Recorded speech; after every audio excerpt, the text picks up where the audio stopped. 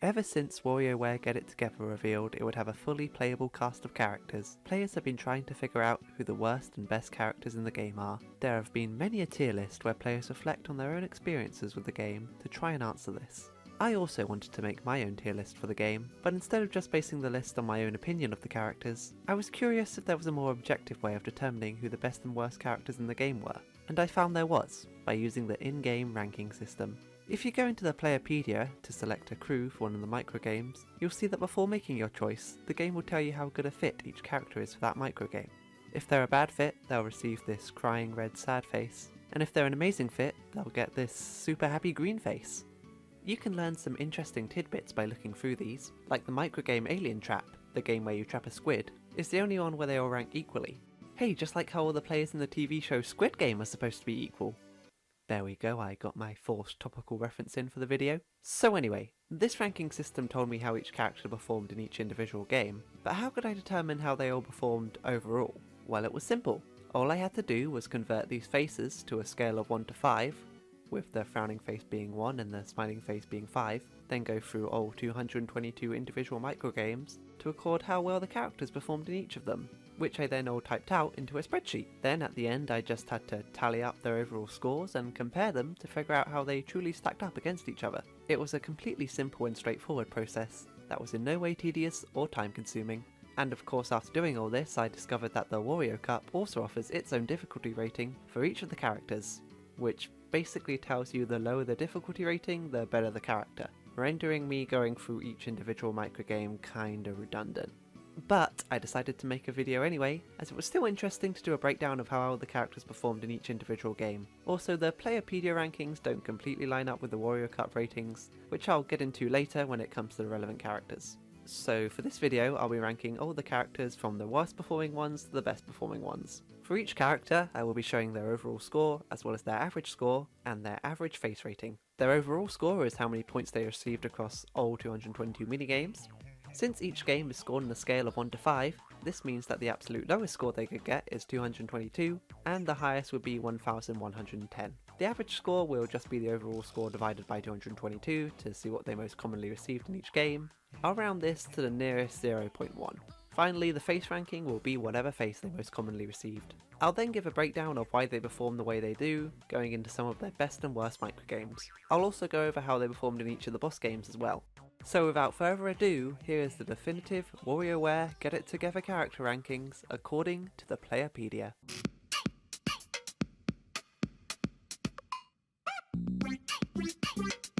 9V is one of the few characters who moves by himself. He constantly rolls back and forth on his skateboard, with the player having no input over the direction he travels in whatsoever in most stages. The only way to bring 9V to a halt is by firing his yo-yo, which only stops him for a split second before he goes barreling off again. This means if you ever need to hit something with your yo-yo, you have to be super accurate with your aiming before you're out of range of your target. But what is most likely to happen is that you'll fire your yo-yo off several times in a row, only to narrowly miss your target each time. The only time the player is given any reprieve is when they can dangle from one of these handlebar things. Dangling from these are also the only times where the player is afforded the luxury of changing 9V's direction. Sometimes the handlebars will even carry you to your goal for you. Like Ghost Getaway is one of the only 3 microgames where 9V is considered the perfect fit, and I'm pretty sure that's because the handlebars just do the work for you.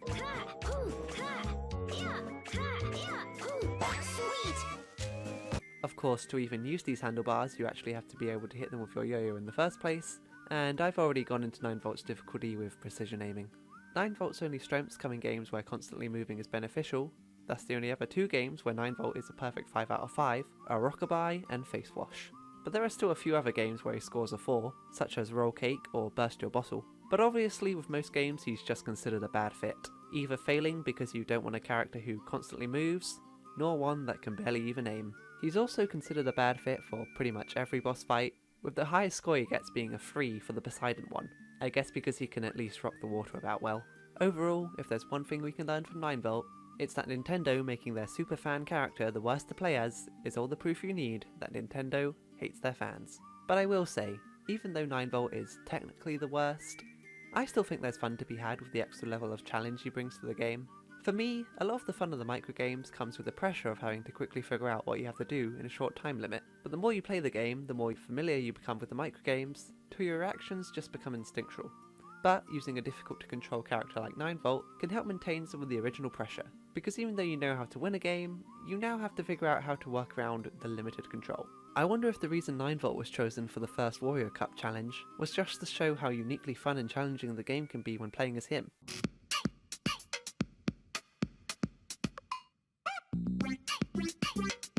Cat and Anna are basically the vertical versions of 9V, where instead of rolling side to side, they jump up and down. The primary advantage they have over 9V is that you have much more control over their movement, as you can input what direction you want them to move in. I also think their shuriken is much more useful than 9V's yo-yo as well, since it is easier to fire it rapidly, and you don't stop in place every time you fire it, so you don't have to worry about aiming it as much as you do with the yo-yo. But one major disadvantage Cat and Anna have is that you can never bring them to a complete stop.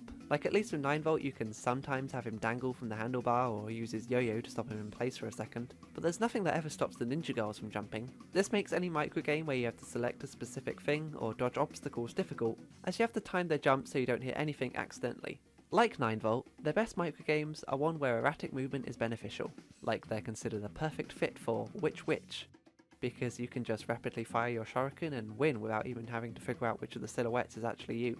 In total there are 6 games that Cat and Anna are considered perfect for, which is double the amount 9V has, and of course there are a few more where they score 4. Also like 9V, Cat and Anna are considered poor fits for most boss stages, with Poseidon and Ride the Line being the only ones where they don't get sad faces, and instead get a certified meh. Before leaving Cat and Anna, I gotta say, even though the two of them are technically better than 9V, I still think I prefer playing as him. I think 9V's limited controls and eccentric chaoticness that's kind of fun, whereas the limitations in Cat and Anna's control feel less like a fun challenge and are more just kind of annoying. The reason I feel like this is because timing Cat and Anna's jumps isn't as satisfying as timing 9V's yo-yo. I can control 9V's yo-yo by pressing a button, but I have no control over when the ninjas jump. Also, I should probably note that the only difference between Cat and Anna is that one shoots to the right and the other shoots to the left. But there's no real practical way to tell which of these is better, since you can only play as Anna in 2-player mode anyway, so you can't directly compare how they would handle in a solo game.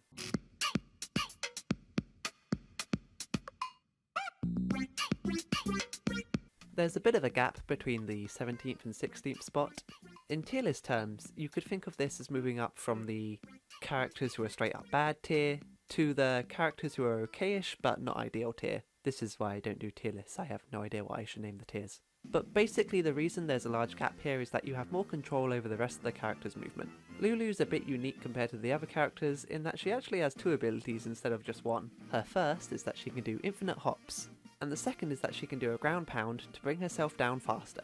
The ground pound was absolutely necessary though, as it would take a long time for Lulu to descend without it.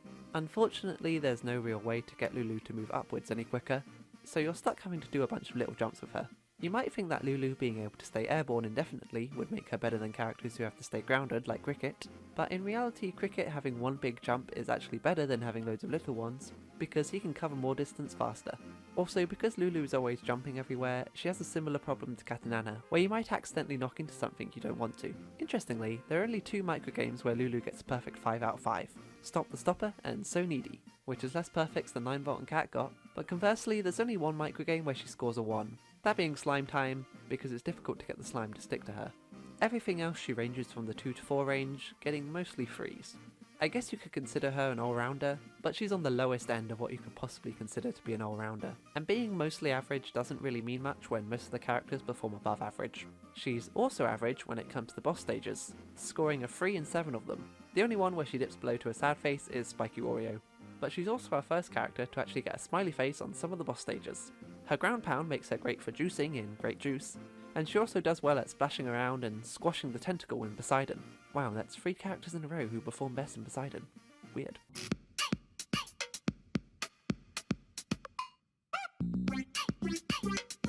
Next up is Jimmy. He's kind of like a faster version of Lulu, which explains why they rank so close together.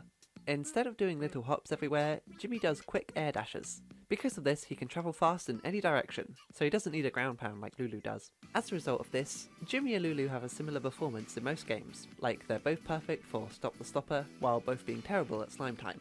If they get a different score, it's usually only a difference of 1, Jimmy having an advantage in games that are more geared towards speed, whilst Lulu has the advantage in games that prefer precision. There are some games where their performance differs more drastically though, like Jimmy scores 2 below Lulu in So Needy. I guess because it's much easier for him to accidentally go flying all over the place. And Jimmy's also perfect for Sleep Clinic, which Lulu is pretty bad at, since Jimmy can travel left to right much easier than she can. Other games he's perfect for include Don't Waste Pace and Baseball Breakin'. Basically, for any game where you need someone to bash into something, Jimmy's your man. Although having said that, Call to Fall is actually considered one of his worst games. I think it's because it's difficult for him to aim at the magnet, and he can easily knock it in the wrong direction. He gets a middling score for most boss games, with Spiky Warrior and Potty Pursuit being the only ones where he gets sad faces for, whereas he gets a happy face for, you guessed it, Poseidon. And he also gets a smiley face for Rock Climber too, making him the first character who actually performs well in his own boss game.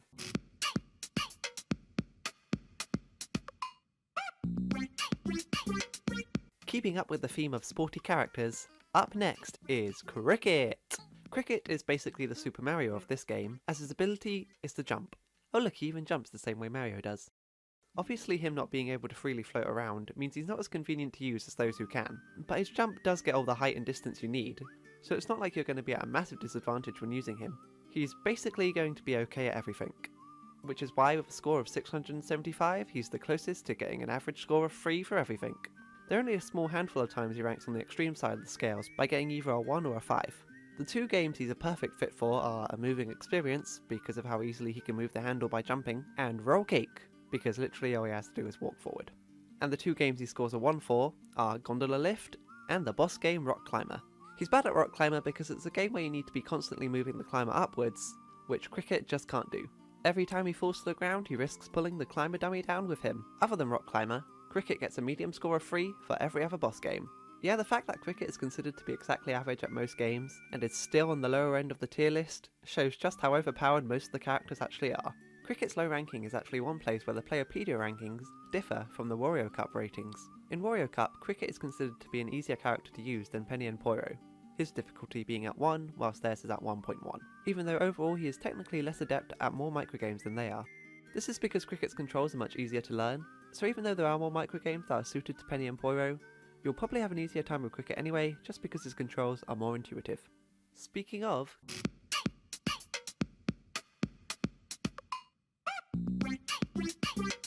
Coming in at number 13, it's Poiro, who only just beat out Cricket with 2 points. Whew, that was close. But like I already said, you'd probably have an easier time with Cricket anyway, so this isn't really that much of a victory. Poiro's ability is that he fires his tongue up in a 45-degree angle, and it will bounce off any surface it hits. It's pretty slow and it's kinda difficult to aim. As a result, some of his worst games include the ones that require precise aiming, such as Bubble Count, Matching Masks, and Donkey Kong Country Returns. He's also bad at Don't Waste Pace, but that's not to do with aiming, that's more to do with his tongue not applying enough pressure. Otherwise, Poiro usually excels in games where his targets are placed in the natural path of his tongue, such as basically Water Polo, Spoke Too Soon, and Web Surfer, amongst others. He also gets access to those handlebar things like 9 Volt, so those can carry him through some levels too. Poiro actually has 9 games total that he's considered the perfect fit for, which is more than I anticipated. He is yet another character who gets mostly freeze for the boss stages, with him getting sad faces for Delivery Center, Ride the Line, and Rock Climber. And Spiky Warrior is the only game where he gets a smiley face, probably because the enemies never bother to attack the ground. Also, I'm gonna note, even though it says he's average for Super Mario World, I actually got soft locked here when I played this level with him, because I got stuck in this pit that he could not get out of, and I just had to wait there for the time to run out.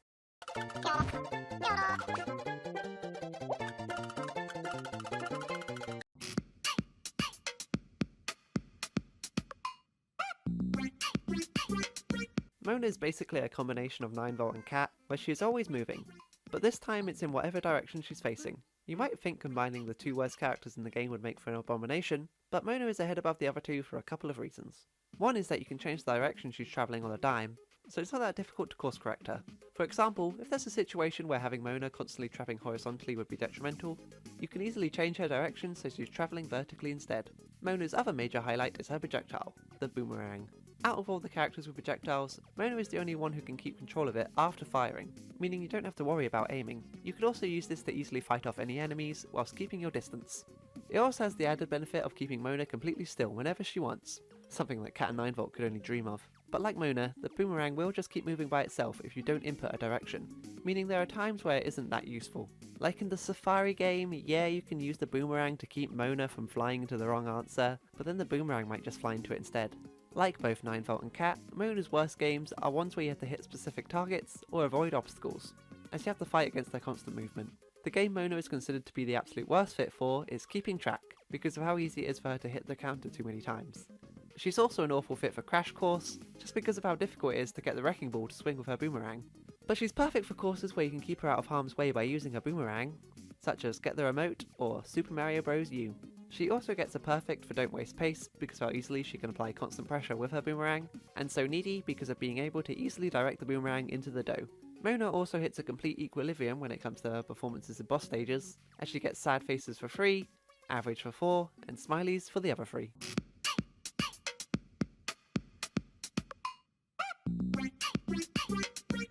If Cricket is the Mario of Get It Together, then that would make Mantis the Luigi, in that they are basically the same except Mantis is slightly better. Mantis can run and jump like Cricket, but also has the power to walk along ceilings. The two of them perform pretty much the same in most games, like both of them are a perfect fit for Roll Cake and a moving experience, whilst being an awful fit for Gondola Lift. They'll only really differ depending on whether or not the power of Spider Pig is beneficial or not. Like in Ride the Line, Mantis fits way better, because he can switch from being at the top to the bottom of the screen easily. On the subject of Ride the Line, Mantis is our first character on the list to get a perfect 5 out of 5 for a boss stage.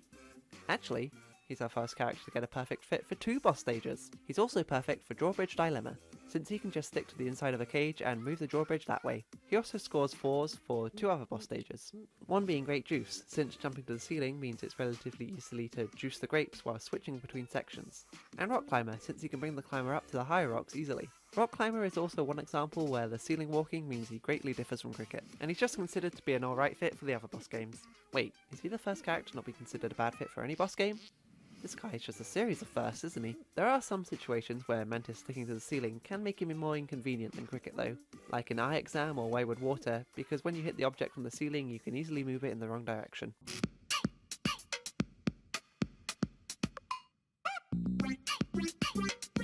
Up next is Penny, the character so unique that she had to have an entire dedicated level just so you could figure out her crazy controls.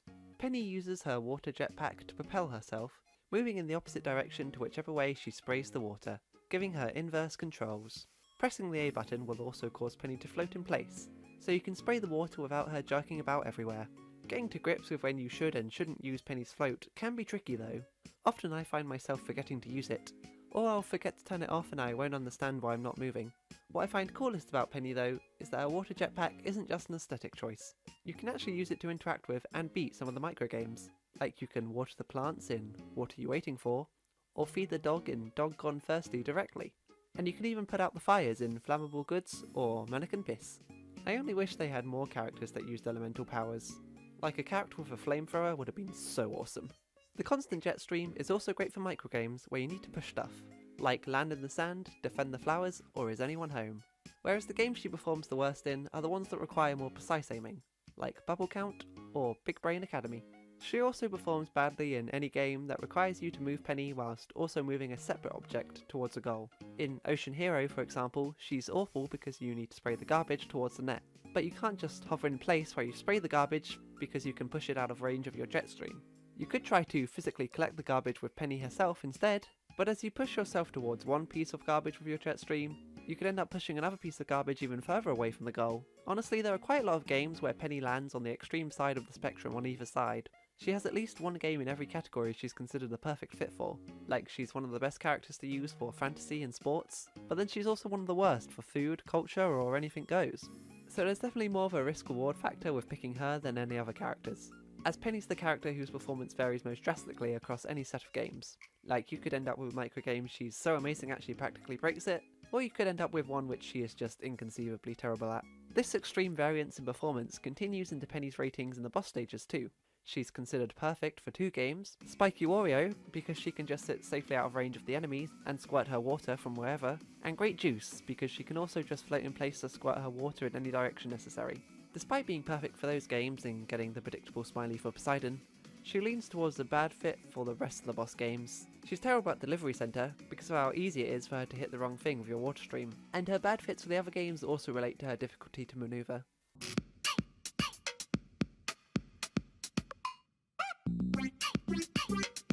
Just a step above Penny, it's her grandfather, Dr. Krygor! And with that, we've also officially crossed the halfway mark of the rankings. So I'm just going to point this out now, since it will be a trend going forward, but a majority of the characters in the top half are ones that can freely float around, with two notable exceptions. The reason these floaters, as I call them, dominate the top half of the list is because the character that can move around freely in any direction is going to have an easier time than those who don't. Mona and Penny are also floating characters, but the drawbacks of their control stop them from being top tier. Krygor also ends up being one of the lower ranked floaters for similar reasons. The player controls Krygor by holding down the A button, which will make him swim around in whatever direction he faces, knocking out anything in his way. This kind of makes him like the inverse of Mona. She only stops moving when you press A, whereas he only moves when you hold A. Also unlike the other floating characters, Krygor won't float in place when he stops moving, and instead will slowly fall to the ground. So if you want to keep Krygor in place, you have to make sure there's some solid ground beneath him. Krygor swimming also doubles as his attack, meaning he has a constantly active hitbox whenever he moves. This makes him perfect for games where you need to apply constant pressure, like Don't Waste Paste, Stop the Stopper, and Sanitation Station. Krygor is just really good in the That's Life pack in general. The only game where he scores a 1 is basically water polo, because it's a little difficult for him to guide the ball towards the goal and he can easily send it flying off in the wrong direction. Krygor gets a middling score for every other game, including most of the boss games. He gets smileys for Rock Climber and Drawbridge Dilemma, because of how easy it is for him to move the climber and drawbridge, and finally he gets a frowny for Spiky Wario, because of how easily he can accidentally bump into the spikes.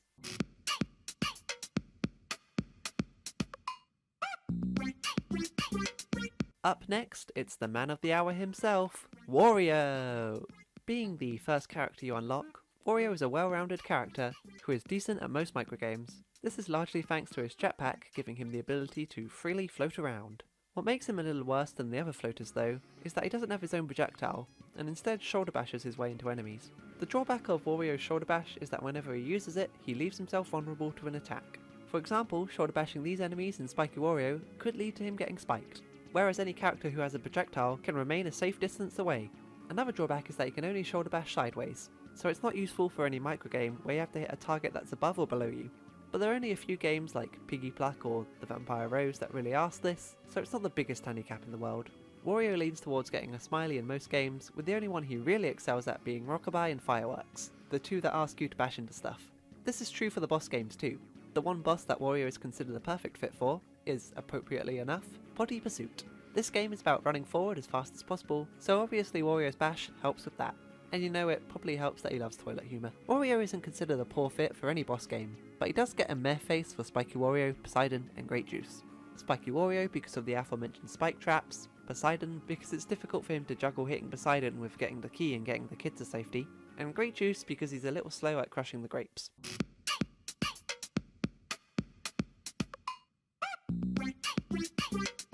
Up next, with only one more point than Wario, it's 5-Volt! I know, you're expecting her to be way higher.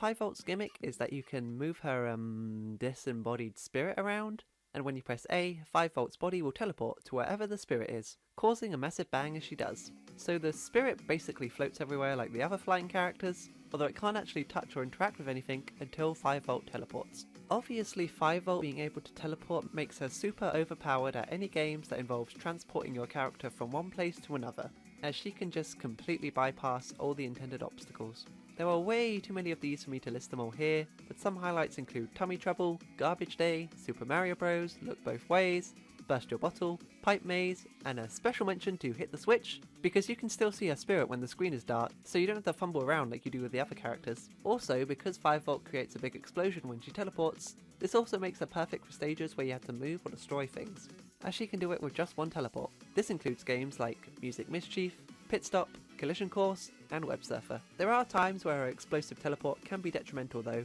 like in Weighty Matters where she can easily blow up too many nuts. 5-Volt also struggles with games that require collecting a lot of little things. For example, she's a terrible fit for Treasure Hunt because the gems can just roll across the stage, and it can be difficult for her to teleport to all of them in time, and this is mainly true for games like Yoshi's Story, Family Reunion and Ocean's Hero 2.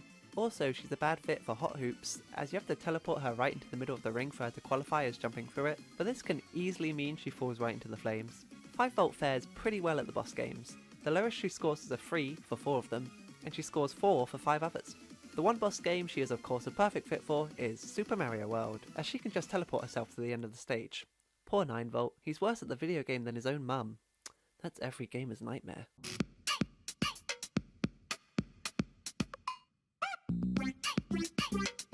Up next with 779 points, it's 18V! Man, 9V really put the other Volts to shame, didn't he? And it's funny, because when I first saw 18V's controls, I wrote him off straight away. Like, why would I want to play as a character who can't even move? That sounds like a terrible handicap. But surprisingly, not moving ended up being more of a strength. Because really, he doesn't need to move. Those discs he fires do all the work for him. He can hit anything he needs to from where he sits, being able to fire them off quickly and in any direction.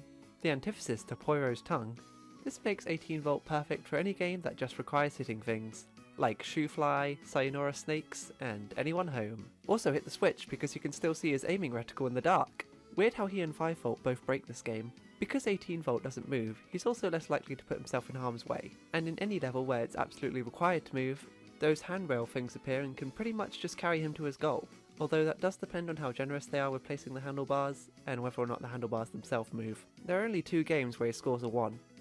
The first is Dig It, because of how long it takes for him to burrow for the dirt with his little discs, and the other is the boss game Potty Pursuit, because of how inconvenient it is for him to hit the handlebars, and how slow he is when trying to get through the cave. Speaking of boss games, 18V is the only character to reach the full range of scores in them.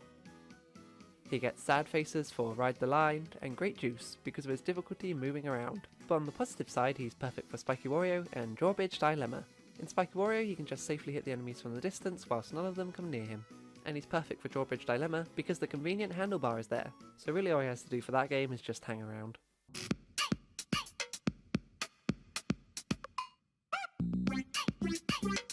Up next is Red, who actually has the same score as 18V with 779.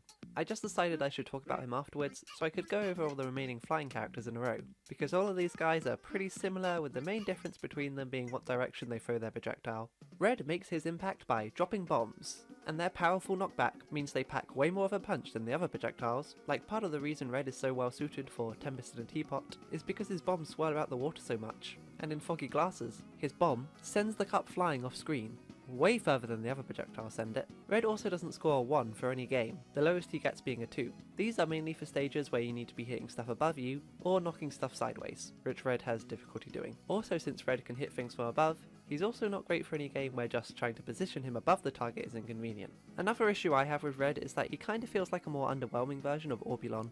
They both have attacks that fire below them, but Orbulon's beam is capable of doing so much more than Red's bombs. Not that Orbulon makes Red completely redundant though, there are still games where Red outperforms him. Red does pretty well in most boss games, with the only one where he gets a sad face in being Spiky Wario, because always having to position himself above the enemies can be inconvenient and easily lead to you getting hit.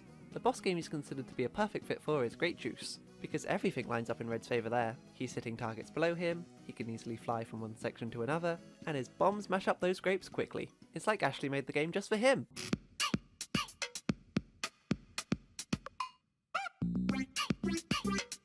What could be better than hitting things below you? Why, hitting them above you, of course!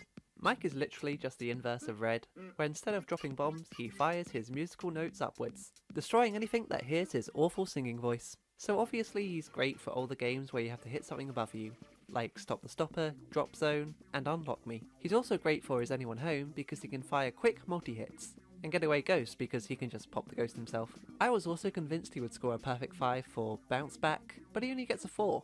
I guess Orbulon really messed up the grading curve for that one. He's also considered terrible at Sleep Clinic, because his music note just isn't great for rocking the pendulum back and forth. Although, if you just move it physically, you should be fine. Mike is pretty well rounded when it comes to the boss games, scoring 4 for 7 of the games and 3 for 3. So there are none where he sinks to being bad, but also none where he gets a perfect 5 out of 5 for either.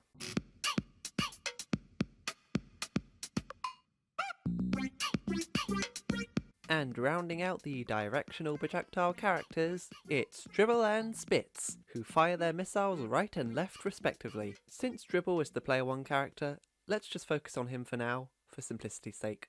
I think the reason Dribble scores higher than Mike and Red is because having a projectile that only fires sideways is more convenient than having one that only fires up or down. With the other two characters, you have to specifically position them at the top or the bottom of the screen respectively, just so they can hit their target. Dribble, on the other hand, just needs to be on the left side of the screen, which is where the player usually starts anyway. Like Mike, Dribble also scores 5 points for Is Anyone Home, because of being able to fire in quick multi-hits. And Dribble gets another 5 for Animal Crossing, because it's easy for him to hit the balloon from where he starts. Dribble also doesn't score a 1 in any game, and there are only a handful of things he gets a 2 for. One game Dribble does poorly in is Please Recycle. In the game, you're supposed to fire the trash out of the diver's way, but because the diver swims from left to right, it means that he's usually blocking Dribble's shot. Wobble boxing is also a game Dribble suffers in, because the dummy might not be in the direction Dribble can fire. Dribble and Spitz score a 4 in most boss games, with them getting a perfect 5 for their own boss game, Poseidon, because they're always able to fire in the direction that the tentacle is in. Their worst boss game is Great Juice, for which they score a 3, I guess because it's difficult for them to squash the grapes. And with that, we're on to our final 2 characters, and I think we all knew who it would come down to. But who's superior? Is it Ashley, who can fire her magic in any direction, easily taking down anything in her way? Or is it Orbulon, whose tractor beam can give anyone the suck? Well,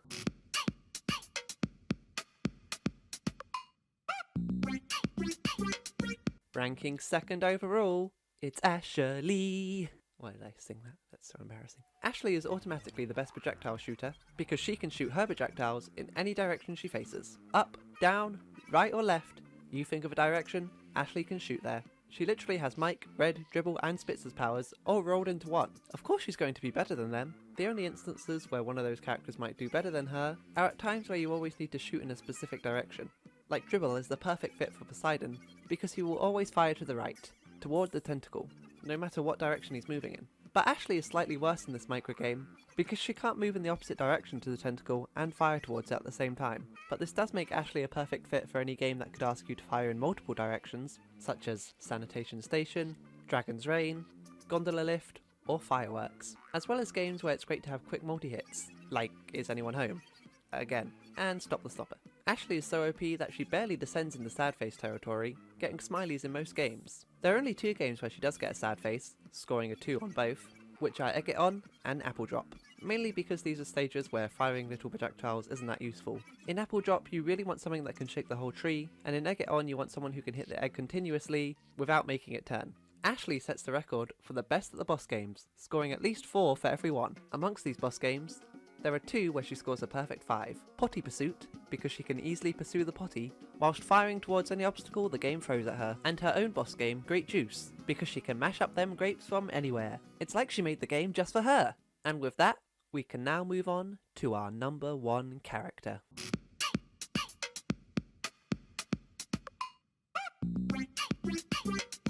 If you wanted proof that alien technology has far surpassed anything humans will ever achieve, then look no further than Orbulon and his magical flying vacuum cleaner. With his tractor beam, Orbulon can insta-kill any enemy or hold any object indefinitely, and as you can imagine, this breaks a lot of games. Like, a lot of games. Oh, you have to topple over a piggy bank? Why not just pick it up and drop it? Oh, you want me to play keepy uppy? Here, why don't I just hold on to this for you? Oh, you want me to dodge this sorcerer's magic? No, I think I'll just suck it up. There are too many of these games for me to go through them all, but basically, any game that involves moving stuff, he breaks, because he can just pick the thing up. And any game that involves dodging things, he breaks, because he can just suck up whatever you're trying to avoid. As ridiculously overpowered as he is in most games, there are still a few where he seriously falters, mainly where him holding stuff is detrimental, such as Rockabye, where using the tractor beam stops you from being able to rock the cradle, and Burst Your Bottle, where picking up the bottle makes it pretty difficult to break. So while Orbulon is a little better than Ashley, I'd say she's still more consistent than he is, but honestly the games he's bad at are so few and far between that it's not likely that they're going to trouble you. Orbulon is also not as consistent as Ashley when it comes to the boss games. He gets mostly smileys, but does dip into the mare face for a couple. For Spiky Wario, it's because he could get spiked while trying to use his tractor beam on the big guy.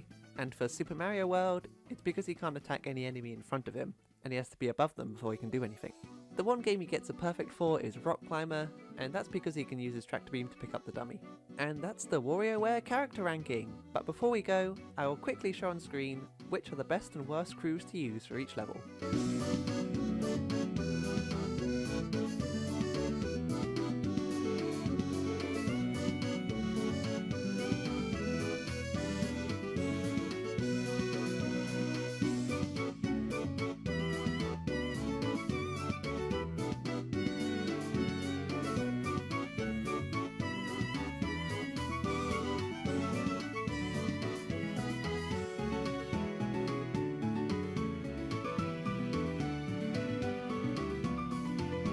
there we have it. A definitive, objective ranking of the WarioWare Get It Together cast. It took a lot of time and effort to do all this research and put this video together, but it will be worth it if WarioWare players can use this as a resource when deciding what characters to play as. What's that? While I was making this video, Super Mario Bros. Conveyed all the same information in a single tweet?